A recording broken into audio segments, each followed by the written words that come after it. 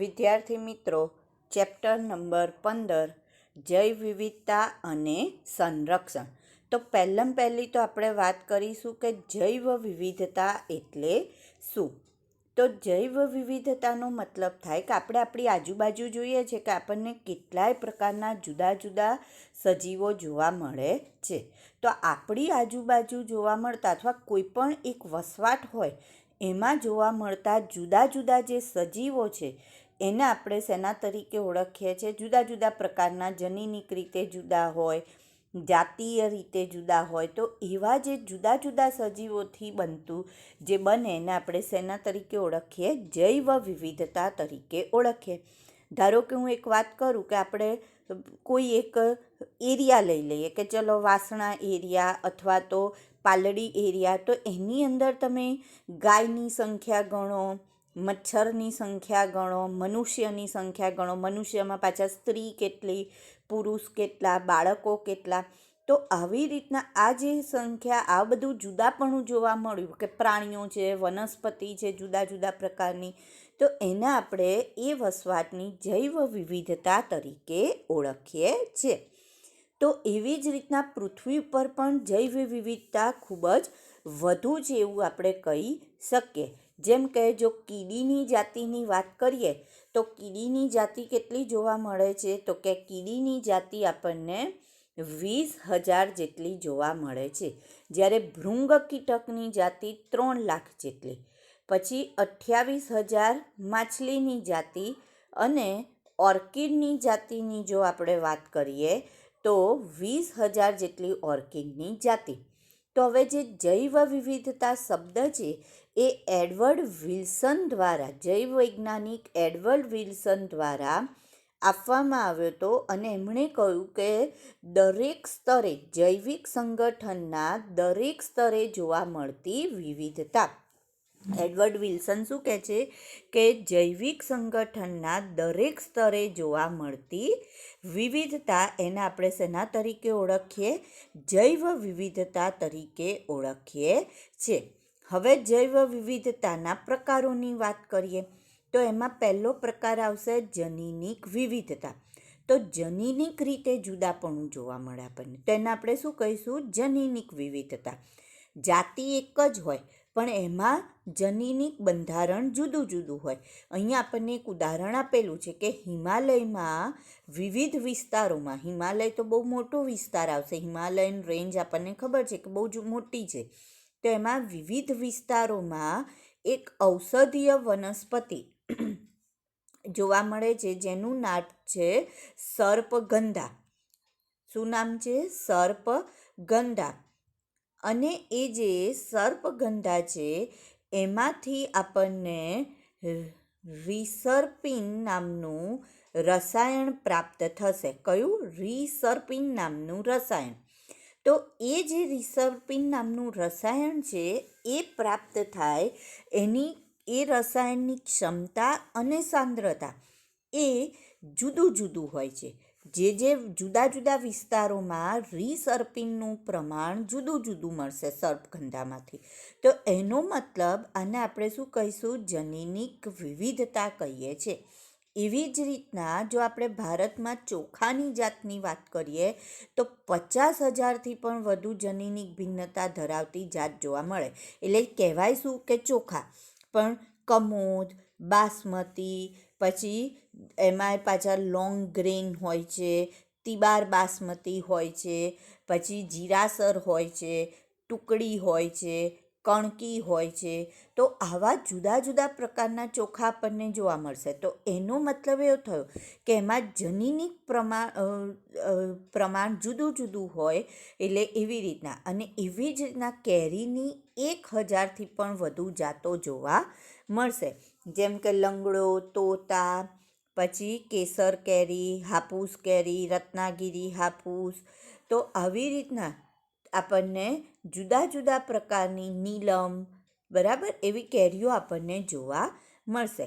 તો આમાં કેરી એક જ કેરી કહેવાય પણ એમાં જનીનિક ભિન્નતા જોવા મળે છે. તો જનીનિક રીતે જુદાપણું એટલે જનીનિક વિવિધતા. બીજું આવશે જાતિ વિવિધતા. તો જો આપણે જાતિનું વાત કરીએ તો પૂર્વ ઘાટ કરતાં પશ્ચિમ ઘાટમાં ઉભયજીવીમાં જાતિ વિવિધતા જોવા મળશે. એટલે જાતિઓમાં શું જોવા મળશે? જુદાપણું જોવા મળે છે. અને છેલ્લે આવશે પરિસ્થિતિકીય વિવિધતા, એટલે કે નિવસન તંત્રના સ્તરે આપણને વિવિધતા જોવા મળશે. જેમ કે નિવસન તંત્ર બદલાતું જાય એમ પ્રાણીઓનું કે વનસ્પતિનું પ્રમાણ પણ બદલાતું જાય, અથવા તો એ વનસ્પતિ કે પ્રાણીનું સ્વરૂપ બદલાતું જાય. ધારો કે રણ પ્રદેશની વાત કરું અને જ્યાં બહુ વરસાદ પડતો હોય ત્યાં વાત કરું, તો શું બંને જગ્યાએ તમને એક જ પ્રકારની વનસ્પતિ જોવા મળશે? ના. રણ પ્રદેશમાં આપણે જોઈએ તો ફાફડા થોર જેવી વનસ્પતિ જોવા મળશે. કેમ? કારણ કે એવી વનસ્પતિમાં ઓછા એ લોકોને પેલા કાંટાળી વનસ્પતિ હોવી જોઈએ, પર્ણ ઓછા હોવા જોઈએ. જ્યારે આપણે જ્યાં વરસાદ વધારે પડતો હશે તો ત્યાં જોઈશું તો કેવી વનસ્પતિ જોવા મળશે? તો ત્યાં આપણને ઘટાદાર વૃક્ષો જોવા મળશે, એટલા બધા લાંબા લાંબા પર્ણવાળી વનસ્પતિ જોવા મળશે, કીળ જોવા મળશે. બરાબર? તો એ કેમ જોવા મળે છે? તો કે વરસાદનું પાણી જે છે એ ઓછું નીચે આવે અને ઓછું એને નુકસાન કરે એટલા માટે. તો ટૂંકમાં રણ પ્રદેશ, વર્ષા પ્રદેશ, દરેક જગ્યાએ મેંગ્રુવ્સ એટલે દરિયા કિનારો, ખાડી પ્રદેશો, તો ત્યાં જોવા મળતી જાતિઓ બધું કેવા હશે? વનસ્પતિ, પ્રાણીઓ બધા જુદા જુદા હોય. ધારો કે હું તમને વાત કરું કે આપણે જો અહીંયા જ આપણે વાત કરીએ કે તમે અહીંયા રહેનારા વ્યક્તિ અને પહાડી પ્રદેશમાં રહેનારા વ્યક્તિ, તો અહીંયા રહેનારા વ્યક્તિને એ રોજ એક્ટિવા કે એનો ઉપયોગ કરશે, સ્કૂટરનો ઉપયોગ કરશે ક્યાંય પણ જવા આવવા માટે. જ્યારે જે પહાડી પ્રદેશમાં રહેનારું હોય તો એને હંમેશા પહાડ પર ચઢ ઉતર કરવી પડે, તો એનો મતલબ એના જે પગના સ્નાયુ હશે એ વધારે મજબૂત હશે. તો છે મનુષ્ય જ, પણ શું છે? તો કે જેમ જેમ નિવસન તંત્ર બદલાય છે એમ એમનામાં વિવિધતા અથવા જુદાપણું જોવા મળશે. મેંગ્રુવ્સ, પરવાળાના ટાપુ, જલપ્લાવિત ક્ષેત્રો, વેલાનદમુખી પ્રદેશો, આ પહાડો પર આ ઊંચાઈ આવેલા ઘાસના મેદાનો, તો આ બધી પરિસ્થિતિમાં જુદા જુદા પ્રકારના સજીવો આપણને જોવા મળશે. એટલે પરિસ્થિતિકીય વિવિધતા કહેવાય. હવે આ જે જૈવ વિવિધતા છે એનું સંરક્ષણ કરવું જરૂરી છે. કેમ જરૂરી છે? કે જો આપણે જૈવ વિવિધતા એટલે કે આવા જુદા જુદા સજીવોનું સંરક્ષણ નહીં કરીએ અને એક જ પ્રકારનો સજીવ બચશે પૃથ્વી ઉપર તો ચાલે નહીં. ધારો કે એકલા તૃણાહારી જ બચે તો ચાલશે? ના. તૃણાહારી એકલા જ હોય તો એ શું કરશે? તો કે બધી વનસ્પતિ ખાઈ જશે, એટલે વનસ્પતિ રહેશે ને છેવટે એમની વચ્ચે સ્પર્ધા અને પછી મૃત્યુ થાય ને એ થશે. તો એનો મતલબ જૈવ વિવિધતા અને એનું રક્ષણ મનુષ્યએ પોતાના હિત માટે પણ કરવું જરૂરી છે. આપણી ચિરંજીવિતા અને સુખાકારી માટે જૈવ વિવિધતાની જાળવણી આપણા માટે આવશ્યક છે. હવે અહીંયા જે પરિસ્થિતિકીય વિવિધતા છે એમાં નોર્વેમાં સ્કેન્ડિનેવિયન દેશ કરતાં પણ એમ કહે ખૂબ જ વધારે જુદાપણું જોવા મળશે. અને હવે લોકો એમ કે આના માટે જાગૃત બન્યા છે. તમે અત્યારે પણ જુઓ છો કે આવું વાયરસને આવું ફેલાઈ રહ્યું છે, એટલે પણ હવે લોકોમાં અવેરનેસ વધી છે કે ભાઈ બને એટલું આપણે પ્રદૂષણ ઓછું કરીએ તો એના કારણે આપણને જ આવનારા સમયમાં ફાયદો રહેશે. તો જૈવ વિવિધતા અને એના પ્રકારોની આપણે વાત કરી. બીજો પ્રશ્ન આવે છે કે વિશ્વ સ્તરે અને ભારતના સ્તરે જાતિઓની સંખ્યાનો અંદાજ આપો. તો હવે આપણે જો વિશ્વ સ્તરે અને જાતિઓના સ્તરે વાત કરીએ તો એમાં આપણે વાત કરીશું તો IUCN international union for conservation of nature and natural resources. Conservation એટલે બચાવવું, બરાબર? નેચર એટલે પ્રકૃતિ અને નેચરલ રિસોર્સિસ એટલે આપણા જે નૈસર્ગિક સ્ત્રોતો છે. તો આ જે ઇન્ટરનેશનલ યુનિયન છે કે આ બધાની બચાવ કરવા માટેનું કામ કરે છે. તો 2004માં એમણે જે એક ઓળખ આપેલી કે એમાં ઓળખાયેલી વનસ્પતિ અને પ્રાણીઓની જે જાતિ છે એ કુલ સંખ્યા 1.5 મિલિયનથી પણ વધુ છે. બરાબર, કેટલી? 1.5 મિલિયનથી પણ વધુ. સામાન્ય ધારણા મુજબ ઉષ્ણકટિબંધીય દેશો કરતાં સમશીતોષ્ણ દેશોમાં જાતિઓની શોધ પરિપૂર્ણ છે. એટલે ઉષ્ણકટિબંધમાં હજી શું ગરમી કે એવું વધારે હોય, તો એના કરતાં જ્યાં સમશીતોષ્ણ કે જ્યાં વાતાવરણ એક ધારું રહેતું હોય એવા પ્રદેશોમાં શોધ પૂરી થઈ ગઈ છે, જ્યારે હજી ઉષ્ણકટિબંધમાં શોધખોળ કરવાની બાકી છે. એક અંદાજ મુજબ પૃથ્વી ઉપર 20થી 50 મિલિયન જાતિઓ છે. કેટલી? 20થી 50 મિલિયન, એટલે કે 2થી 5 કરોડ. હવે રોબર્ટ મે જે છે એમનું કહેવું છે કે વૈશ્વિક જાતિ વિવિધતા લગભગ 7 મિલિયન જેટલી છે. કેટલી? 7 મિલિયન જેટલી છે. આવું કોણ કહે છે? રોબર્ટ મે કહે છે. હવે કેટલાક આપણને રસપ્રદ અવલોકનો આપ્યા છે જૈવ વિવિધતા બાબતે, કે 70% જેટલી પણ જાતિ છે એમાંથી, પૃથ્વી પર જેટલી જાતિ છે એમાંથી 70%થી વધુ જાતિ કોની છે? પ્રાણીઓની. 70%થી વધુ કોણ છે? પ્રાણીઓ. અને એમાં પણ એવું કહે છે કે પ્રાણીઓમાં પણ કીટકો સૌથી વધારે. પ્રાણીઓમાં કોણ વધારે છે? તો કે પ્રાણીઓમાં કીટકોની સંખ્યા વધારે જોવા મળે છે. અને એટલા માટે કીટકો એ પ્રાણીઓની કુલ ટકાવારીના 70%થી પણ વધુ છે. કેટલા? 70%થી. એટલે જો 10 પ્રાણી હોય તો એમાંથી 7 કોણ છે? કીટક છે, અને 3 કીટક સિવાયના બીજા પ્રાણીઓ છે એવું કહેવામાં આવે છે. એ સિવાય લીલ, ફૂગ, દ્વિઅંગી, ત્રિઅંગી, અનાવૃત, આવૃત બીજધારી જેવી વનસ્પતિ કેટલી? 22% કરતાં વધુ આપણને એનાથી વધુ જોવા મળતી નથી.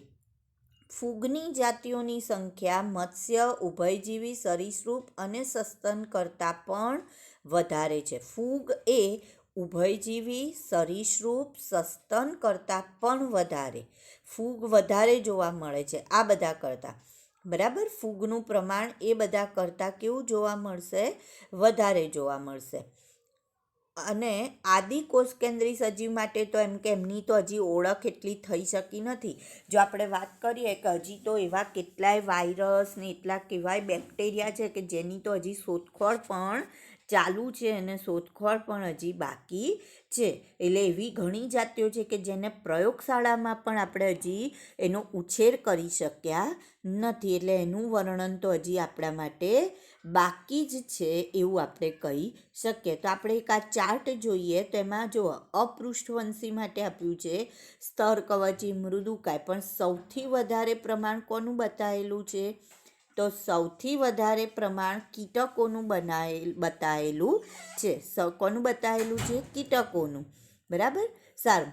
એવી જ રીતના અહીંયા પૃષ્ઠવંશી માટે આપણે જોઈએ તો એમાં માછલી, સસ્તન, પક્ષી, સરીસૃપ અને ઉભયજીવી આપેલા છે. તો એમાં મત્સ્ય વધારે બતાવ્યું છે.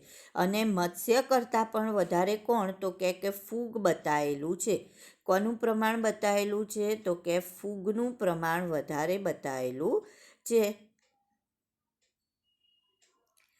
તો આપણે અહીંયા એક આવો ચાર્ટ આપેલો છે કે જેમાં આપણે વનસ્પતિ, અપૃષ્ઠવંશી અને પૃષ્ઠવંશીની સરખામણી કરીએ છીએ. હવે આપણે આ તો વિશ્વ સ્તરે વાત કરી. હવે જો ભારતની વાત કરીએ તો ભારત એ વિશ્વના કુલ જમીન વિસ્તારના 2.4% જ જમીન વિસ્તાર ધરાવે છે. કેટલો? 2.4% જ જમીન વિસ્તાર ધરાવે છે. પણ જો એમાં વૈશ્વિક જાતિ વિવિધતાની વાત કરીએ તો 8.1% જેટલી સમૃદ્ધ છે. કેટલી? 8.1%. તો ભારતની જો વાત કરું તો ભારતની વૈશ્વિક જાતિ વિવિધતા કેટલી? તો ભારતની વૈશ્વિક જાતિ વિવિધતા 8.1% જેટલી સમૃદ્ધ છે. અને એથી ભારત જે છે એ જે જૈવ વિવિધતા ધરાવતા દેશો છે, 12 દેશો છે વિશ્વના વધુ જૈવ વિવિધતા ધરાવતા દેશો, એમાંનું એક સ્થાન કોનું છે? ભારતનું છે. 45,000 જેટલી વનસ્પતિ જાતિ અને એનાથી 2 ગણાથી પણ વધુ એટલે 90,000 કરતાં પણ વધુ પ્રાણી જાતિ ભારત ધરાવે છે.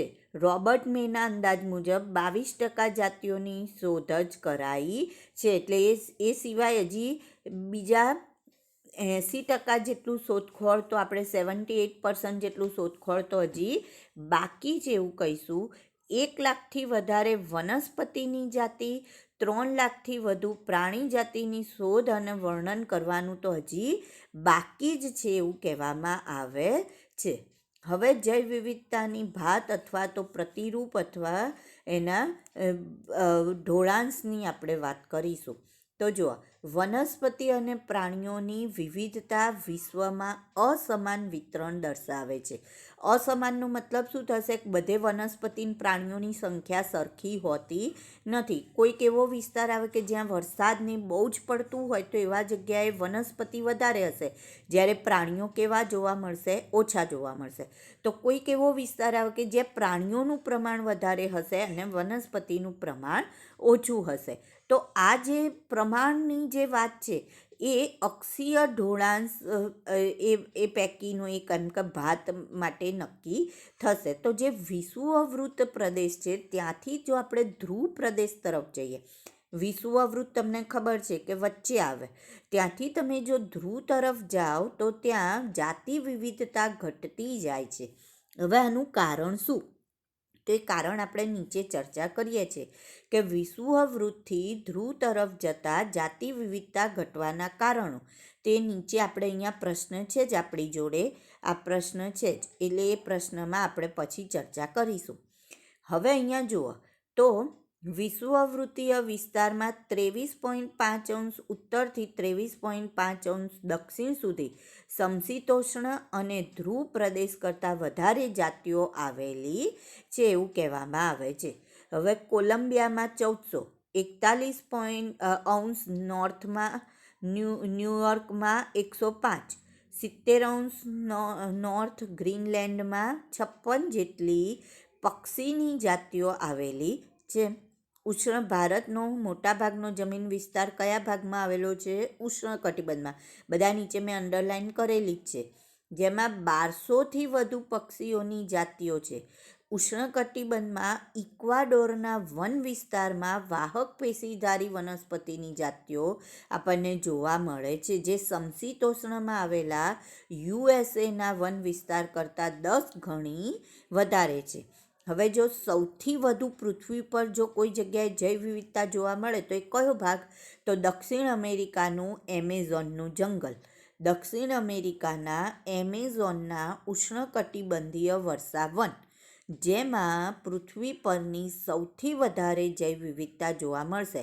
જેનો એક અહીંયા આંકડો આપેલો છે આપણને: 40,000 વનસ્પતિ જાતિ, 3,000 મત્સ્ય, 1,300 પક્ષી, 427 સસ્તન, 427 ઉભયજીવી, 378 સરીસૃપ અને 1,25,000 અપૃષ્ઠવંશી પ્રાણીઓ આવેલા છે. આ જે જંગલ છે ને એની અંદર વર્ષાવનમાં 20 લાખ જેટલે કીટકોની પણ જાતિઓની શોધખોળ અને નામકરણ હજી તો બાકી છે એવું કહેવામાં આવે છે.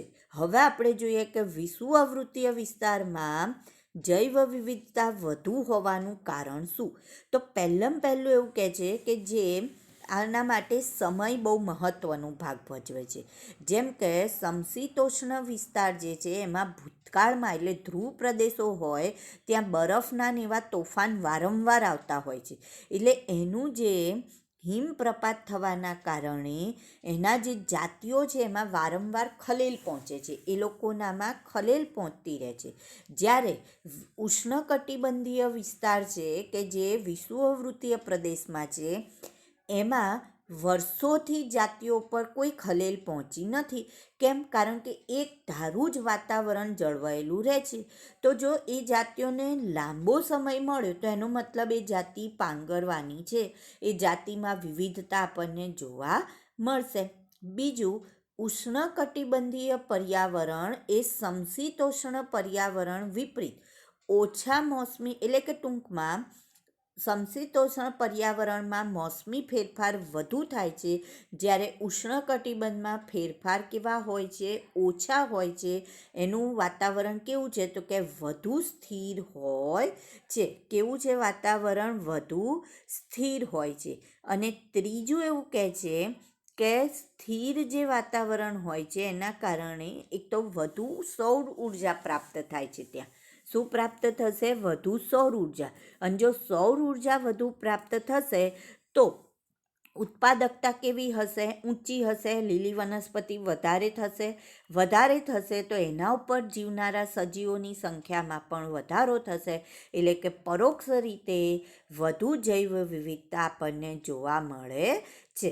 તો એનો મતલબ આપણે સમશીતોષ્ણ અથવા ધ્રુવ પ્રદેશ કરતાં વિષુવવૃત્તમાં કેમ વધારે હોય છે એના 3 કારણો અહીંયા આપણને જોવા મળ્યા. ત્યાર પછીનો આપણો પ્રશ્ન છે કે જાતિ ક્ષેત્ર સંબંધમાં સમાશ્રયણના ઢોળાવની મહત્વતા શું છે એ જણાવો. તો પ્રકૃતિવિદ અને ભૂગોળશાસ્ત્રી એલેક્ઝાન્ડર વોન હમ્બોલ્ટે દક્ષિણ અમેરિકાના જંગલો છે, જે એમેઝોનના જંગલો, એના ઉપર પ્રારંભિક અને વ્યાપક સંશોધન કર્યું.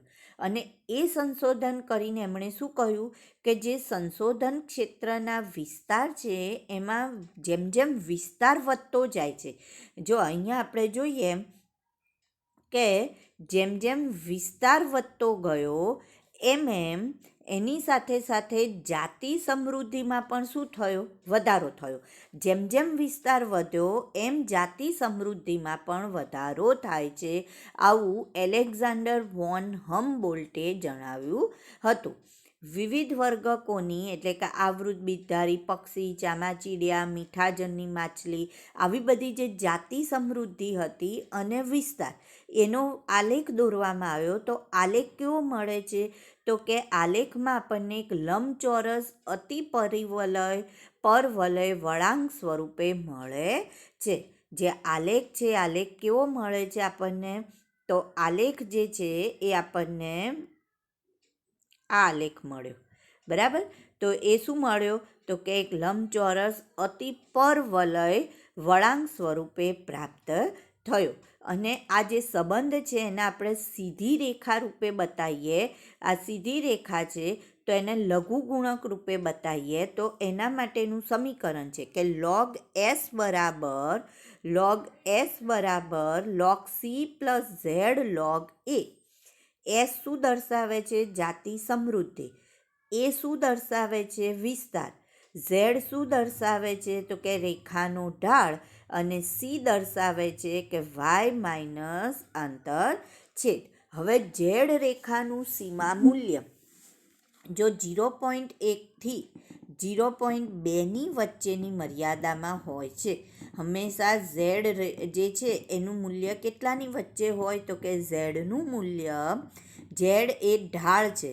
ઝેડ શું છે? ઢાળ. આ રીતના લઈએ તો આને ઢાળ કહેવાય. અહીંયા આપણે લઈશું તો આ બેનું મૂલ્ય અને આ રીતના અહીંયાથી મૂલ્ય લઈશું આમ. બરાબર? તો એ જે મૂલ્ય બતાવે છે એ ઢાળનું મૂલ્ય, તે હંમેશા કોની વચ્ચે મળે? 0.1થી 0.2ની વચ્ચે હોય છે. વર્ગીકરણીય સમૂહ કે પ્રદેશ, જેમ કે બ્રિટનની વનસ્પતિ, કેલિફોર્નિયાના પક્ષી કે ન્યૂયોર્કના મૃદુકાયો કોઈ પણ હોય, પરંતુ તેનો સમાશ્રયણ રેખાનો ઢાળ આશ્ચર્યજનક રીતે એક સરખો જ હોય છે. જો બ્રિટનની વનસ્પતિ લીધી, કેલિફોર્નિયાના પક્ષી લીધા, ન્યૂયોર્કના મૃદુકાય લીધા, તો આ જુદા જુદા સજીવ લીધા. તો જુદા જુદા પ્રકારના સજીવ હતા, તેમ છતાં આ રેખાનો ઢાળ કેવો મળ્યો? એક સરખો. સમગ્ર ખંડ જેવા વિશાળ પ્રદેશના જાતિ વિસ્તાર સંબંધોનું પૃથક્કરણ કરતા સમાશ્રયણ રેખાનો ઢાળ હંમેશા કેવો હોય છે? તો કે વધુ તીવ્ર અથવા ત્રાંસો ઊભો ઢાળ આપણને જોવા મળે છે. અને જેમાં ઝેડ રેખાના ઢાળનું સીમા મૂલ્ય 0.6થી 1.2ની વચ્ચે હોય છે. કેટલાની વચ્ચે હોય છે? એની મર્યાદા આપણે 0.1 થી 0.2 કીધી છે, પણ અહીંયા જે ઝેડ રેખાનું ઢાળનું લઈએ તો ઢાળનું 0.6 થી 1.2. જેમ કે વિવિધ ખંડોના ઉષ્ણકટિબંધીય જંગલોમાં ફળ ખાનારા પક્ષી અને સસ્તનો માટે જો આવો ઝેડ રેખા ઢોળાવ દોરીએ તો 1.15 જેટલો જોવા મળશે. કેટલો? 1.15 જોવા મળે છે. કેટલો જોવા મળ્યો? 1.15 જોવા મળે છે. તો અત્યારે આપણે કયા કયા પ્રશ્નની ચર્ચા કરી? તો સૌથી પહેલાં આપણે વાત કરી જૈવ વિવિધતા એટલે શું અને જૈવ વિવિધતાના પ્રકારોની વાત કરી. ત્યાર પછી આપણે વાત કરી વિશ્વ સ્તરે અને ભારતના સ્તરે જાતિઓની સંખ્યાનો અંદાજ, અને એમાં પણ આપણે વાત કરી કે સૌથી 70%થી વધુ કોણ જોવા મળે છે? પ્રાણી. પ્રાણીઓમાં પણ વધારે કોણ? તો કે વધારે ટકાવારી કીટકોની જોવા મળે છે. પછી આપણે જૈવ વિવિધતાની ભાત અથવા તો એમાં આપણે કહીશું કે ઢોળાંશમાં કઈ રીતના, તો કે વિષુવવૃત્તમાં વધારે, ત્યાંથી જેમ જેમ ધ્રુવ પ્રદેશ તરફ જઈએ તો એમ આપણને ઓછી વિવિધતા જોવા મળશે. આ માટેના કારણો શું? તો 3 કારણોની આપણે વાત કરી. પહેલું વાત કર્યું કે સમશીતોષ્ણ વિસ્તારમાં વારંવાર હિમપ્રપાત થયો એટલે ત્યાંની જાતિઓને ખલેલ પહોંચી, જ્યારે ઉષ્ણકટિબંધમાં આવું કોઈ ખલેલ પહોંચતી નથી, એટલે લાખો વર્ષો સુધી એ લોકોને અથવા લાંબો સમય સુધી જાતિ વિવિધતા ફેલાઈ શકે છે અથવા પાંગરે છે. બીજું, ઉષ્ણકટિબંધીય પર્યાવરણમાં એ કેવું છે? તો કે એમાં ફેરફાર ઓછા થાય છે, વધુ સ્થિર હોય છે. અને ત્રીજું કે ઉષ્ણકટિબંધમાં સૌર ઉર્જાનું પ્રમાણ વધારે હોય એટલે ઉત્પાદકતા પણ વધારે જોવા મળશે. ત્યાર પછી આપણે જાતિ ક્ષેત્ર સંબંધમાં સમાશ્રયનના ઢોળાવની ચર્ચા કરી કે એનું શું મહત્વતા છે.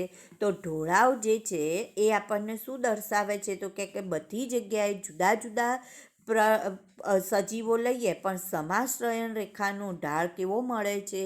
તો કે એક સરખો જ મળે છે. તો એના માટે કયો આલેખ દોર્યો? તો કે જાતિ સમૃદ્ધિ વિરુદ્ધ વિસ્તારનો આલેખ દોર્યો. જેમ જેમ વિસ્તાર વધતો ગયો એમ જાતિ સમૃદ્ધિમાં પણ શું થયો? તો વધારો થયો. આ માટેનું સમીકરણ શું હતું? log s બરાબર log c plus Z log એ, આવું આપણને સમીકરણ પ્રાપ્ત થાય છે. અને જે ઝેડ રેખાનું સીમા મૂલ્ય 0.1 થી 0.2ની વચ્ચે, અને જો એના ઢાળનું સીમા મૂલ્ય લઈએ તો 0.6 થી 1.2ની વચ્ચે હોય છે.